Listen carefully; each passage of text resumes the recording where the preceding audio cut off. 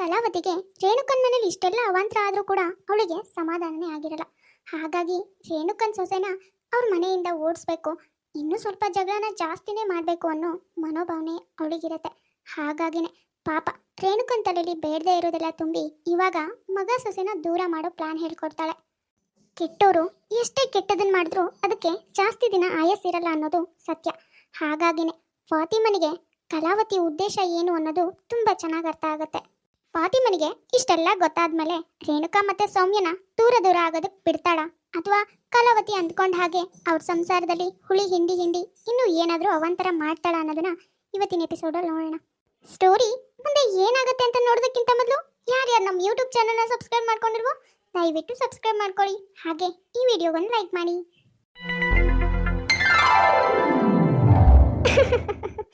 ಹೇಗಾದ್ರೂ ಮಾಡಿ ಕಲಾ ಹೇಳ್ದಾಗೆ ನನ್ನ ಮಗನ ನನ್ನ ಕಡೆ ಹೇಳ್ಕೊಂಡು ಆ ಸೊಸೆನ ಮನೆಯಿಂದ ಓಡಿಸ್ಬಿಡ್ಬೇಕು. ಅವಳು ಬಂದಾಗಿಂದ ನನ್ನ ಮಗ ನನ್ನ ಜೊತೆ ಸ್ವಲ್ಪನೂ ಚೆನ್ನಾಗಿಲ್ಲ. ಇನ್ಮೇಲೆ ಅವಳಿ ಮನೆ ಬಿಟ್ಟು ಹೋದ್ಮೇಲೆ ನನ್ನ ಮಗ ಅಂತೂ ಯಾವಾಗಲೂ ಅವಾಗಿನ ಹಾಗೆ ಅಮ್ಮ ಅಮ್ಮ ಅಂತ ನನ್ನ ಹಿಂದೆ ಮುಂದೆನೇ ಓಡಾಡ್ತಾನೆ. ರೇಣುಕಾ ಇವಾಗ ಎಷ್ಟು ಬದಲಾಗಿರ್ತಾಳೆ ಅಂದರೆ ತನ್ನ ಸೊಸೆನ ಮನೆಯಿಂದ ಯಾವಾಗ ಹೊರಗೆ ಹಾಕ್ತೇನೋ ಅಂತ ಕಾಯ್ತಾ ಇರ್ತಾಳೆ. ಮೊದಲೆಲ್ಲ ತನ್ನ ಸೊಸೆನ ಮಗಳ ಹಾಗೆ ನೋಡ್ಕೊಳ್ತಾ ಇದ್ದವಳು ಕಲಾವತಿ ಮಾತು ಕೇಳಿ ಕೇಳಿ ಚಿಕ್ಕ ತಪ್ಪನ್ನ ದೊಡ್ಡ ತಪ್ಪಾಗಿ ಈಗ ಅವಳ ಮೇಲೆ ದ್ವೇಷನೇ ಬೆಳೆಸ್ಕೊಂಡಿದ್ದಾಳೆ. ವಾವ್, ಹೇಗೂ ನನ್ನ ಗಂಡ ನನ್ನ ಕಡೆನೇ ಇದ್ದಾರೆ. ಹೇಗಾದರೂ ಮಾಡಿ ಅತ್ತೆನ ಮೂಲೆಗೆ ಸೇರಿಸ್ಬಿಡ್ಬೇಕು. ಆಮೇಲೆ ಈ ಮನೇಲಿ ನಂದೇ ರಾಜ್ಯಭಾರ. ನನಗಿಷ್ಟ ಬಂದಾಗ ಕೆಲಸ ಮಾಡ್ಕೊತೀನಿ, ಇಷ್ಟ ಬಂದಿದ್ದು ಮಾಡ್ತೀನಿ, ಇಷ್ಟ ಬಂದಾಗೆ ಹೋಗ್ತೀನಿ, ಎಷ್ಟೊತ್ತಿಗೆ ಬೇಕಾದರೂ ಬರ್ತೀನಿ. ಯಾರೂ ಕೇಳೋರಿಲ್ಲ. ನನ್ನ ಗಂಡ ಹೇಗೂ ನನಗೆ ಸಪೋರ್ಟಿವ್ ಆಗಿರ್ತಾರೆ. ಶ್ರುತಿ ಹೇಳ್ದಾಗೆ ಅತ್ತೆನ ಹೇಗಾದರೂ ಮೂಲೆಗೆ ಸೇರಿಸ್ಬೇಕು. ಇಷ್ಟು ದಿನ ಅಂತೂ ಅದು ನೋವು ಇದು ನೋವು ಅಂತ ಹೇಳಿ ಕೆಲಸ ಮಾಡಿಸ್ತಿದ್ದೆ. ಇನ್ಮೇಲೂ ಏನಾದರೂ ಒಂದು ಮಾಡಿ ಅವ್ರ ಹತ್ರನೇ ಎಲ್ಲ ಕೆಲಸ ಮಾಡಿಸಿ ಮೂಲೆಗೆ ಬೇಗ ಸೇರಿಸ್ತೀನಿ. ರೇಣುಕನ ಹಾಗೆ ಸೌಮ್ಯ ಕೂಡ ರೇಣುಕನ್ನ ಮೂಲೆಗೆ ಕೂರಿಸ್ಬೇಕು, ತಂದೆ ರಾಜ್ಯಭಾರ ನಡೆಸಬೇಕು ಅಂತೆಲ್ಲ ಯೋಚನೆ ಮಾಡ್ತಾ ಇರ್ತಾಳೆ. ಅವರಿಬ್ರು ಬೇರೆ ಬೇರೆ ಆಗೋದ್ರ ಬಗ್ಗೆ ಯೋಚನೆ ಮಾಡಿದ್ರೆ ಇಲ್ಲಿ ಶ್ರೀನಿವಾಸ್ ಮತ್ತೆ ಧವನ್ ಇಬ್ರು ಕೂತ್ಕೊಂಡು ಅತ್ತೆ ಸೊಸೆನ ಹೇಗೆ ಒಂದು ಮಾಡೋದು ಅನ್ನೋದ್ರ ಬಗ್ಗೆ ಯೋಚನೆ ಮಾಡ್ತಿರ್ತಾರೆ. ಅರೆ ಶ್ರೀನಿವಾಸ್ ಅಣ್ಣ, ನಿಮ್ದು ಯಾಕೆ ಬೇಜಾರಲ್ಲಿದ್ದೀರಿ? ಏನಾದರೂ ಸಮಸ್ಯೆಯಾ? ಅದೇನು ಅಂತ ಹೇಳಿ ಫಾತಿಮಾ, ನನಗಂತೂ ನಮ್ಮನೆ ಅತ್ತೆ ಸೊಸೆಯರ ಜಗಳ ನೋಡಿ ನೋಡಿ ಸಾಕಾಗ್ಬಿಟ್ಟಿದೆ ಕಣಮ್ಮ. ಯಾಕೋ ಇಬ್ಬರೂ ಹೊಂದ್ಕೊಂಡು ಹೋಗಲ್ಲ ಅಂತಾರೆ. ನನಗೂ ಬುದ್ಧಿ ಹೇಳಿ ಹೇಳಿ ಸಾಕಾಗಿದೆ. ಏನು ಮಾಡಬೇಕು ಅಂತಲೇ ಗೊತ್ತಾಗ್ತಿಲ್ಲ. ಅಯ್ಯೋ ಅಣ್ಣ, ನೀವು ಬುದ್ಧಿ ಹೇಳೋದು ಅವರಿಗೆ ಅರ್ಥವಾಗುವುದಕ್ಕೆ ಅವ್ರ ತಲೆ ಖಾಲಿ ಇದ್ರೆ ತಾನೇ. ಏನಮ್ಮ ಹೇಳ್ತಿದ್ಯಾ ನೀನು? ನನಗೆ ಅರ್ಥ ಆಗ್ತಿಲ್ಲ. ಅದೇನು ಅಂತ ಸ್ವಲ್ಪ ಬಿಡ್ಸ್ ಹೇಳು. ಅದು ಏನಿಲ್ಲ ಅಣ್ಣ, ನಿಮ್ಮ ಹೆಂಡತಿ ತಲೆ ಅಷ್ಟೊಂದು ಕೆಡಲಿಕ್ಕೆ ಕಾರಣವೇ ಕಲಾವತಿ ಅವರು. ಏನು ಕಲಾವತಿನ? ಏನಮ್ಮ ಹೇಳ್ತಿದ್ಯಾ ನೀನು? ಅಲ್ಲ, ಅವ್ರು ಹೇಗೆ ಕಾರಣ ಆಗ್ತಾರೆ ಇವರಿಬ್ರು ಅತ್ತೆ ಸೊಸೆ ಜಗಳಕ್ಕೆ? ಹೌದು ಅಣ್ಣ, ನಾನು ಹೇಳ್ತಿರೋದು ನಿಜವೇ. ಕಲಾವತಿ ಅವರೇ ಇಷ್ಟಕ್ಕೆಲ್ಲ ಕಾರಣ. ನಿಮ್ಮ ಹೆಂಡತಿ ತಲೆ ಎಲ್ಲ ಕೆಡಿಸ್ತಾ ಇರೋದೇ ಅವರು. ನಾನು ಆದಷ್ಟು ಅವರಿಗೆ ಬುದ್ಧಿ ಹೇಳಲು ಪ್ರಯತ್ನ ಮಾಡಿದೆ, ಆದ್ರೆ ನಿಮ್ಮ ಹೆಂಡತಿಯೋ ನನ್ನ ಮಾತು ಕೇಳುತ್ತಿಲ್ಲ, ನಿಮ್ಮ ಸೊಸೆಯೋ ನನ್ನ ಮಾತು ಕೇಳಿಸ್ತಿಲ್ಲ. ಅದಕ್ಕೆ ನಿಮ್ಮ ಬಳಿ ಹೇಳುವ ಅಂತ ಹೇಳಿದ್ದೆ. ನೀವಾದರೂ ನಿಮ್ಮ ಹೆಂಡತಿಗೆ ಸ್ವಲ್ಪ ಬುದ್ಧಿ ಹೇಳಿ. ಅಯ್ಯೋ, ಈ ಫಾತಿಮನಿಗೆ ಏನು ಕಲಾವತಿ ಮೇಲೆ ಸಿಟ್ಟಿದ್ಯೋ ಏನೋ, ಅದಕ್ಕೆ ಅವಳ ಬಗ್ಗೆ ಚಾಡಿ ಹೇಳ್ತಿದ್ದಾಳೆ ಅನ್ಸುತ್ತೆ. ಪಾಪ ಕಲಾವತಿ ಅಂತವಳು ಅಲ್ವೇ ಅಲ್ಲ, ನಮ್ಮನೆಗೆ ಎಷ್ಟು ಸಾರಿ ಬಂದಿದ್ದಾಳೆ. ರೇಣುಕಾ ಕೂಡ ಸುಮಾರು ಸಾರಿ ಹೋಗಿದ್ದಾಳೆ, ತುಂಬ ಚೆನ್ನಾಗಿ ಮಾತಾಡ್ತಾಳೆ. ಹಾಗಿರುವಾಗ ಅವಳು ನಮ್ಮ ಮನೆ ಒಡೆಯೋ ಕೆಲಸ ಮಾಡಿರೋಕ್ಕೆ ಸಾಧ್ಯನೇ ಇಲ್ಲ. ಏನೋ ಫಾತಿಮಾ ಸುಳ್ಳು ಹೇಳ್ತಿದ್ದಾಳೆ ಅನ್ಸುತ್ತೆ. ಹೋಗಲಿ, ನಾನು ಯಾಕೆ ಈಗ ಇವಳ ಮೇಲೆ ನಿಷ್ಠೂರ ಮಾಡ್ಕೊಳ್ಳೋದು? ಸುಮ್ಮನೆ ಹಾಂ ಸರಿ ಅಂತ ಹೋಗ್ತೀನಿ. ಯಾವುದಕ್ಕೂ ಕಲಾವತಿ ಹತ್ರ ಹೋಗಿ ನನ್ನ ಹೆಂಡತಿಗೆ ಸ್ವಲ್ಪ ಬುದ್ಧಿ ಹೇಳು ಅಂತ ಹೇಳಬೇಕು. ಅವಳು ಮಾತಾದರೂ ರೇಣುಕಾ ಕೇಳ್ತಾಳ ನೋಡಬೇಕು. ಕೆಲವೊಂದು ಸಾರಿ ಹೀಗೆ ಆಗೋದಲ್ವಾ? ಎಷ್ಟೇ ಸತ್ಯ ಹೇಳ್ತಾ ಇದ್ರು ನಮ್ಮ ಎದುರಿಗಿರೋರು ಸತ್ಯನ ನಂಬೋದೇ ಇಲ್ಲ. ಶ್ರೀನಿವಾಸ್ ಕೂಡ ಫಾತಿಮಾ ಹೇಳ್ತಿರೋದು ಸತ್ಯ ಅಂತ ನಂಬೋದೇ ಇಲ್ಲ. ಏನೋ ಕೋಪದಲ್ಲಿ ಅವಳ ಬಗ್ಗೆ ಚಾಡಿ ಹೇಳ್ತಿದ್ದಾಳೇನೋ ಅನ್ಕೊಂಡು ಅಲ್ಲಿಂದ ಏನು ಮಾತಾಡ್ದೇನೆ ಹೊರಟೋಗ್ತಾನೆ. ಅಯ್ಯೋ, ಇವರಂತ ಏನು ಹೇಳದೇನೆ ಹಾಗೆ ಹೊರಟು ಹೋದರಲ್ಲ. ಅಲ್ಲ, ಅಂಥದ್ದು ನಾನು ಏನು ಹೇಳಿದೆ? ಇರೋ ವಿಷಯವನ್ನೇ ತಾನೇ ಹೇಳಿದ್ದು. ಇವರು ನೋಡಿದ್ರೆ ಏನೋ ಒಂಥರ ಮಾಡಿ ಹೋದರಪ್ಪ. ಏನು, ನಾನು ಹೇಳುವ ವಿಷಯ ಹೇಳಿದ್ದೇನೆ, ಇನ್ನು ಅವರವರ ಜೀವನ ಅವರಿಗೆ ಬಿಟ್ಟದ್ದು. ಕೆಲವೊಂದು ಸಾರಿ ಯಾರು ನಮಗೆ ದ್ರೋಹ ಮಾಡ್ತಾರೋ ನಾವು ಅವ್ರ ಮೇಲೆ ನಂಬಿಕೆ ಇಟ್ಟು ಬಿಡ್ತೀವಿ. ಹಾಗೇನೆ ಶ್ರೀನಿವಾಸ್ ಕೂಡ ಕಲಾವತಿನ ತುಂಬಾ ನಂಬ್ತಾನೆ. ಅವಳ ಮೇಲೆ ತುಂಬಾ ಗೌರವ ಕೂಡ ಇರುತ್ತೆ. ಹಾಗಾಗಿನೇ ತನ್ನ ಹೆಂಡತಿಗೆ ಅವಳಿಂದನಾದ್ರೂ ಸ್ವಲ್ಪ ಬುದ್ಧಿ ಹೇಳ್ಸಿದ್ರೆ ಅವಳು ಸರಿ ಹೋಗ್ಬೋದೇನೋ ಅನ್ನೋ ಕಾರಣಕ್ಕೆ ಕಲಾವತಿ ಮನೆಗೆ ಬರ್ತಾನೆ. ಆದ್ರೆ ಅಲ್ಲಿ ಶ್ರುತಿ, ನಿನ್ಗೊಂದು ವಿಷಯ ಗೊತ್ತೇನೆ? ರೇಣುಕಾ ಮತ್ತೆ ರೇಣುಕನ್ ಸೊಸೆ ಫುಲ್ ಜಗಳ ಆಡ್ತಿದ್ದಾರೆ ಕಣೆ. ಅವತ್ ನಮ್ಮ ಮನೆಗೆ ಬಂದಾಗ ಅವಳು ಎಷ್ಟು ಹೇಳಿದ್ಲು ಹೇಳು, ನನ್ನ ಸೊಸೆ ಹಾಗೆ, ನನ್ನ ಸೊಸೆ ಹೀಗೆ, ನನ್ನ ಅತ್ತೆ ಹಾಗೆ, ನನ್ನ ಅತ್ತೆ ಹೀಗೆ ಅಂತ. ಏನ್ ಮೆರ್ಸಿದ್ರೆ ಇಬ್ರು. ಈಗ ನೋಡು, ಇಬ್ರು ನಾಯಿಗಳ ತರ, ಬೀದಿ ನಾಯಿಗಳ ತರ ಕಚ್ಚಾಡ್ಕೋತಾ ಇದ್ದಾರೆ. ಅದು ಅಲ್ದೇನೆ ನಿನ್ನೆನೋ ಮೊನ್ನೆನೋ ಯಾವತ್ತೋ ಅವಳ ಮಗ ಕೂಡ ಹೆಂಡತಿ ಕರ್ಕೊಂಡು ಮನೆ ಬಿಟ್ಟು ಹೋಗ್ತೀನಿ ಅಂತ ಹೇಳಿದ್ನಂತೆ ಕಣೆ. ಅದನ್ನೇ ಹೇಳ್ಕೊಂಡು ಗೋಗರಿತಾ ಇದ್ಲು. ಹೌದಾ ಅತ್ತೆ? ಈ ವಿಷಯ ಕೇಳಿ ನನ್ಗಂತೂ ತುಂಬಾನೇ ಖುಷಿ ಆಗ್ತಿದೆ. ಅತ್ತೆ, ನಾನು ಕೂಡ ಸೌಮ್ಯನಿಗೆ ಹೀಗೆ ಏನ್ ಹೇಳ್ಕೊಟ್ಟೆ ಗೊತ್ತಾ? ನೀನು ಮನೇಲಿ ಏನು ಕೆಲಸ ಮಾಡ್ಬೇಡ ಕಣೆ, ಎಲ್ಲಾ ಕೆಲ್ಸನೂ ನಿನ್ನ ಅತ್ತೆ ಹತ್ರನೇ ಮಾಡ್ಸು. ಸೊಂಟ ನೋವನ್ನು, ಮೈಕೈ ನೋವನ್ನು ದಿನಕ್ಕೊಂದೊಂದು ಯಾವ್ದಾದ್ರು ಒಂದ್ ನಾಟಕ ಮಾಡು. ನಿನ್ನ ಅತ್ತೆ ಕೆಲಸ ಮಾಡಿ ಮಾಡಿ ಮೂಲೆಗೆ ಬಿದ್ಬಿಡ್ತಾರೆ ಅಂದೆ. ಹೇಗೂ ಹೀಗೆಲ್ಲ ಮಾಡಿದ್ರೆ ಅವ್ರತ್ತೆ ಜಗಳ ಮಾಡದೆ ಸುಮ್ಮನೆ ಇರ್ತಾರಾ? ನನಗ್ ತುಂಬಾ ಚೆನ್ನಾಗಿ ಗೊತ್ತಿತ್ತು. ಏನು? ಹೌದೇನೆ ಶ್ರುತಿ, ಒಳ್ಳೇದಾಯ್ತು ನೋಡು.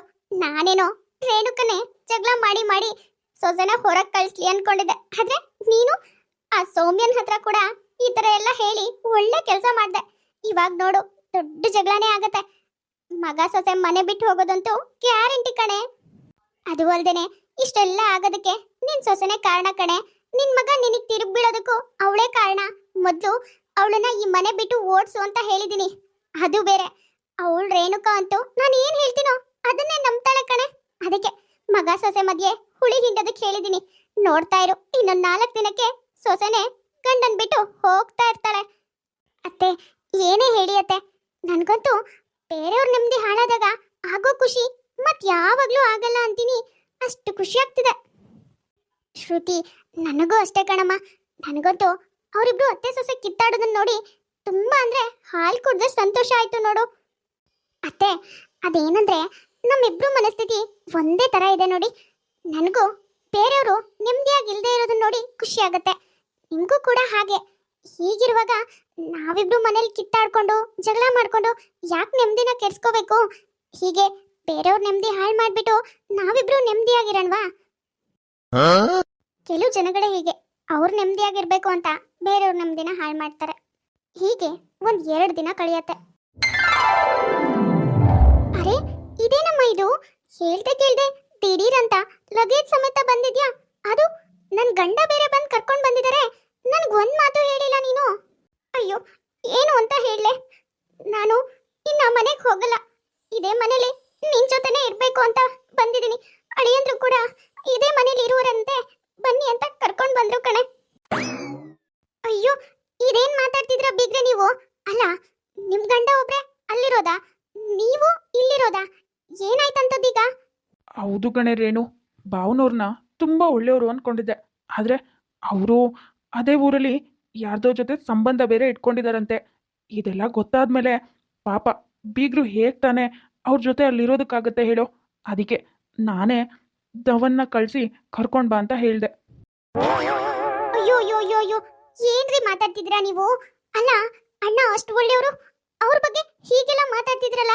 ಅಲ್ಲ ರೀ, ಮದುವೆ ಆಗಿ ಮಗಳು ಇಷ್ಟು ದೊಡ್ಡಕ್ಕಿದ್ದಾಳೆ, ಈಗ ಈಗಂತ ಕೆಲಸ ಮಾಡ್ತಾರೇನ್ರಿ? ಯಾರ್ರಿ ನಿಮ್ಗಿದೆಲ್ಲ ಹೇಳಿದ್ದು? ಹೌದು ಮಾವ, ಅಪ್ಪ ತುಂಬಾ ಒಳ್ಳೆಯವರು, ಹಾಗೆಲ್ಲ ಮಾಡೋದಕ್ಕೆ ಸಾಧ್ಯನೇ ಇಲ್ಲ. ನೀವೇ ಎಲ್ಲೋ ತಪ್ಪಾಗಿ ಅರ್ಥ ಮಾಡ್ಕೊಂಡಿದ್ದೀರಾ. ಸೌಮ್ಯ, ನಾನು ನಿಮ್ಮಪ್ಪನ ತುಂಬಾ ಒಳ್ಳೆಯವರು ಅನ್ಕೊಂಡಿದ್ದೆ ಕಣಮ್ಮ. ಆದ್ರೆ ಪಕ್ಕದ ಮನೆ ಭಾಗ್ಯ, ಹಿಂದ್ ಮನೆ ಸುಬ್ಬಿ, ಮುಂದ್ ಮನೆ ಗಿರ್ಜಾ ಇವರೆಲ್ಲ ಹೇಳಿದ್ಮೇಲೆ ಗೊತ್ತಾಗಿದ್ದು ನಿನ್ನಪ್ಪ ಬೇರೆ ಯಾರ್ದೋ ಜೊತೆ ಸುತ್ತಾ ಇದ್ದಾರೆ ಈ ವಯಸ್ಸಲ್ಲಿ ಅಂತ. ಇಷ್ಟೆಲ್ಲ ಗೊತ್ತಾದ್ಮೇಲೆ ನಾನು ಹೇಗೆ ಅವ್ರ ಜೊತೆ ಇರ್ಲಿ ಹೇಳು? ನನ್ಗಂತೂ ಇರೋದಕ್ ಮನ್ಸೇ ಆಗಿಲ್ಲ ಕಣೆ. ಅದಕ್ಕೆ ನಾನು ಅಳಿಯಂದ್ರನ್ ಬರೋದಕ್ಕೆ ಹೇಳಿ ಇಲ್ಲಿಗೆ ಬಂದ್ಬಿಟ್ಟೆ.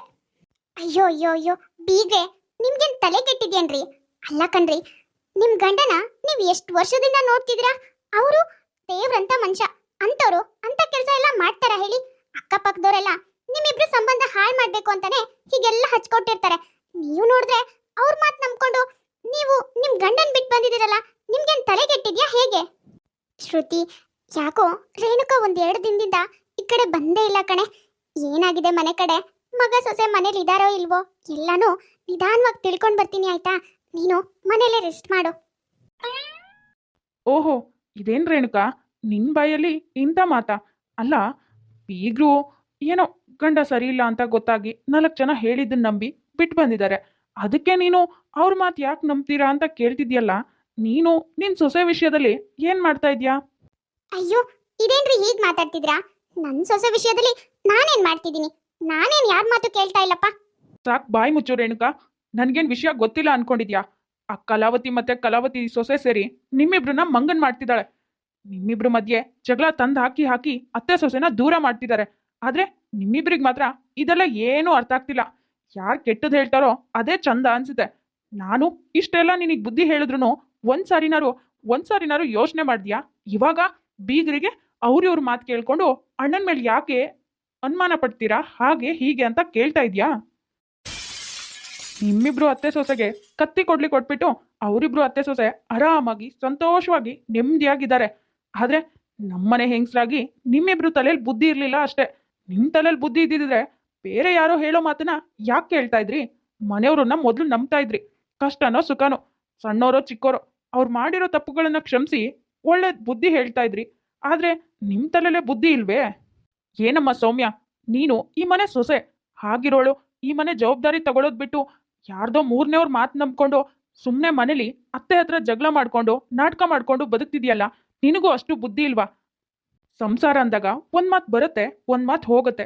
ಹಾಗಂತ ಯಾರೋ 3ನೇವ್ರ ಮಾತು ಕಟ್ಕೊಂಡು ನಿಮ್ ಸಂಸಾರನ ಇನ್ನೂ ಹದಗೆಡ್ಸ್ಕೊಳ್ಳೋದು ಎಷ್ಟು ಸರಿ ಹೇಳು? ಅಯ್ಯೋಯ್ಯೋ, ಇನ್ನೊಂದ್ ಸ್ವಲ್ಪ ಹೊತ್ತು ನಾನಿಲ್ಲೇ ಇದ್ರೆ ನನ್ ಬಂಡವಾಳ ಎಲ್ಲ ಗೊತ್ತಾಗಿದ್ದಕ್ಕೆ ಆಮೇಲೆ ರೇಣುಕಾ ನನ್ನನ್ನ ಇನ್ನೇನ್ ಮಾಡ್ಬಿಡ್ತಾಳೋ. ಮೊದ್ಲು ಇಲ್ಲಿಂದ ಜಾಗ ಖಾಲಿ ಮಾಡ್ಬಿಡ್ತೀನಿ. ತನ್ನ ಬೇಳೆ ಬೇಯಿಸ್ಕೋಬೇಕು ಅಂತ ಕಲಾವತಿ ರೇಣುಕನ್ ಮನೆಗೇನೋ ಬರ್ತಾಳೆ. ಆದ್ರೆ ಅಲ್ಲಿ ನಡೀತಾ ಇರೋ ಎಲ್ಲಾ ವಿಷಯ ನೋಡಿ ಇವಳು ಬುಡಕ್ಕೆ ಬರುತ್ತೆ ಬೆಂಕಿ ಅಂತ ಅಲ್ಲಿಂದ ಜಾಗ ಖಾಲಿ ಮಾಡ್ತಾಳೆ. ನೋಡಮ್ಮ ಸೌಮ್ಯ, ಹೇಳೋರು 1000 ಹೇಳ್ಕೊಡ್ತಾರೆ. ಆದ್ರೆ ನಮ್ ತಲೆಗ್ ಬೇಕು ಯಾವ್ದನ್ನ ನಂಬೇಕು, ಯಾವ್ದನ್ನ ಬಿಡ್ಬೇಕು, ಯಾವ್ದು ಕೆಟ್ಟದು ಯಾವ್ದು ಒಳ್ಳೇದು ಅಂತ. ಯಾರೋ 3ನೇವ್ರು ಹೇಳಿದ್ರು ಅಂತ ನಮ್ಮೂರನ್ನ ನಾವು ಅನುಮಾನಿಸೋದಾಗ್ಲಿ ಅವಮಾನಿಸೋದಾಗ್ಲಿ ಮಾಡ್ಬಾರ್ದಮ್ಮ. ನಮ್ಮೂರ ಮೇಲೆ ನಮಗ್ ಮೊದ್ಲು ನಂಬಿಕೆ ಇರಬೇಕು. ಅವಾಗ 3ನೇವ್ರು ಎಷ್ಟೇ ಜನ ನಮ್ಮ ಮಧ್ಯ ಬಂದು ಏನೇ ಹುಳಿ ಹಿಂಡಕ್ ಪ್ರಯತ್ನ ಪಟ್ರು ಅದ್ಯಾವುದು ಫಲಿಸಲ್ಲ. ಮನೆಯವರೆಲ್ಲರೂ ತರತರವಾಗಿ ಬಿಡಿಸಿ ಬುದ್ಧಿ ಹೇಳಿದ್ಮೇಲೆ ಅತ್ತೆ ಸೊಸೆ ಇಬ್ಬರಿಗೂ ತಾವೇನು ತಪ್ಪು ಮಾಡಿದ್ವಿ ಅನ್ನೋದು ಅರ್ಥ ಆಗುತ್ತೆ. ಸೌಮ್ಯ, ನನ್ನ ದಯವಿಟ್ಟು ಕ್ಷಮಿಸ್ಬಿಡಮ್ಮ. ನಾವು ಹೀಗೆ ಆಲೋಚನೆ ಮಾಡಿದ್ದಕ್ಕೇನೆ ಕಲಾವತಿ ಮತ್ತೆ ಅವಳ ಸೊಸೆ ಅದನ್ನ ಮಿಸ್ಯೂಸ್ ಮಾಡ್ಕೊಂಡ್ರು ನೋಡು. ನಮ್ಮ ತಲೆಗೆ ಬುದ್ಧಿ ಇರಬೇಕಿತ್ತು. ನೋಡಮ್ಮ, ಏನೋ ಆಗಿದ್ದಾಯ್ತು. ಇನ್ಮೇಲಿಂದ ಯಾವತ್ತೂ ನಾನು ನಿನ್ನ ಬಿಟ್ಕೊಡಲ್ಲ, ನೀನು ನನ್ನ ಬಿಟ್ಕೊಡ್ಬೇಡ. ಅಷ್ಟು ಚೆನ್ನಾಗಿರೋಣ. ನಾನು ನಿನ್ನ ಮಗಳ ಥರನೇ ನೋಡ್ಕೋತೀನಿ. ದಯವಿಟ್ಟು ಕ್ಷಮಿಸ್ಬಿಡಮ್ಮ. ಅಯ್ಯೋ ಅತ್ತೆ, ನೀವು ನನ್ನ ಹತ್ರ ಕ್ಷಮೆ ಕೇಳಬೇಡಿ. ನಾನು ತಪ್ಪು ಮಾಡಿದ್ದೀನಿ. ನನ್ನನ್ನು ದಯವಿಟ್ಟು ನೀವು ಕ್ಷಮಿಸ್ಬಿಡಿ. ಕೊನೆಗೂ ಅತ್ತೆ ಸೊಸೆ ಇಬ್ರು ತಮ್ಮ ತಪ್ಪನ್ನ ಅರ್ಥ ಮಾಡ್ಕೊಂಡು ಒಂದಾಗ್ತಾರೆ. ನೋಡಿದ್ರಲ್ಲ ವೀಕ್ಷಕರೇ, ಇವತ್ತಿನ ಈ ಎಪಿಸೋಡ್ ನಿಮ್ಗೆ ಇಷ್ಟ ಆಗಿದ್ರೆ ಪ್ಲೀಸ್ ನಮ್ಮ ಯೂಟ್ಯೂಬ್ ಚಾನಲ್ನ ಸಬ್ಸ್ಕ್ರೈಬ್ ಮಾಡ್ಕೊಳ್ಳಿ, ಲೈಕ್ ಮಾಡಿ, ಶೇರ್ ಮಾಡಿ, ಹಾಗೆ ಕಮೆಂಟ್ ಮಾಡಿ. ತುಂಬ ಜನ ಹಾಗೆ ವಿಡಿಯೋಸ್ ನೋಡ್ತಾ ಇದ್ದೀರಾ. ಯಾರ್ಯಾರು ಹಾಗೆ ವಿಡಿಯೋಸ್ ನೋಡ್ತಾ ಇದ್ರು ದಯವಿಟ್ಟು ಸಬ್ಸ್ಕ್ರೈಬ್ ಮಾಡ್ಕೊಳ್ಳಿ. ಹಾಗೆ ಪಕ್ಕದಲ್ಲೇ ಇರೋ ಬೆಲ್ ಐಕಾನ್ನ ಕ್ಲಿಕ್ ಮಾಡಿ ಆಲ್ ಅನ್ನೋದನ್ನ ಸೆಲೆಕ್ಟ್ ಮಾಡಿ. ನೆಕ್ಸ್ಟ್ ಯಾವುದೇ ವಿಡಿಯೋ ಹಾಕಿದ್ರು ನೋಟಿಫಿಕೇಶನ್ ಬರುತ್ತೆ. ನೋಟಿಫಿಕೇಶನ್ ಮೂಲಕ ನೀವು ವಿಡಿಯೋನ ನೋಡ್ಬೋದು. ಸರಿ ವೀಕ್ಷಕರೇ, ಹಾಗಾದರೆ ನಾನಿನ್ನ ಹೊರಡ್ತೀನಿ. ನೆಕ್ಸ್ಟ್ ವಿಡಿಯೋದಲ್ಲಿ ಮತ್ತೆ ಸಿಗ್ತೀನಿ.